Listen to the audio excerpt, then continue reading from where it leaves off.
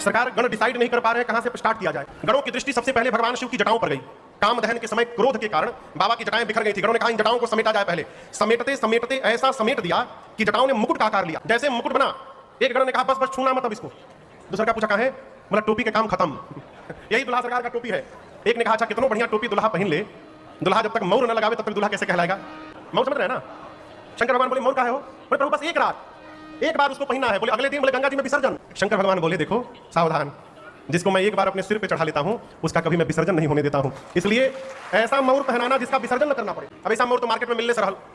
एक गण बोला रुकी हम कुछ व्यवस्था करते हैं, क्या किया जाए। तो घूमते घूमते गया सरकार, एक जगह 6-7 हजार सांप नाच रहे। तो गण पूछा कि तुम इतने सारे सांप क्यों नाच रहे हो। बारात निकलने वाली है ना, हम सबको अपना अपना परफॉर्मेंस देना है वहां पर, तो तैयारी चल रही है। गण बोला ठीक है ठीक है ठीक है नाचो नाचो। गण उनमें से सुंदर सुंदर रंग बिरंगे सांपों को निकाल कर 40-50 सांपों को निकाला, सबके सिर को ऊपर करके बांधा। सांप बोले हो खा रहा है। गण बोले ध्यान से सुनो, तुम सबसे मौर बनाया जा रहा है। हम जैसे शंकर भगवान के सिर पे रखेंगे अपना अपना फन फैला लेना। गण ले जाकर सर्पों के मौर को बाबा के जटाओं में ऊपर से पहनाया।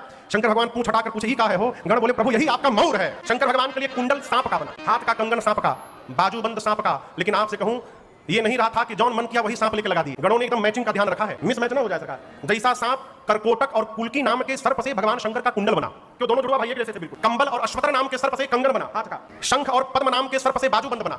तब तक एक सिर से लेकर पांव तक बाबा सर्प से सुसज्जित हो गए। तो एक गण गया तुरंत राख उठा कर ले आया। क्या लेकर आया, राख। दौड़ कर गया राख लेकर के आया स्मशान का, और पूरे शरीर पर भस्म का लेपन कर दिया। एक गण ने कहा कि गला थोड़ा सूना लग रहा है, माला पहन लेते ना बढ़िया एक माला। सरकार एक गण माला ऐसा लेकर के आया।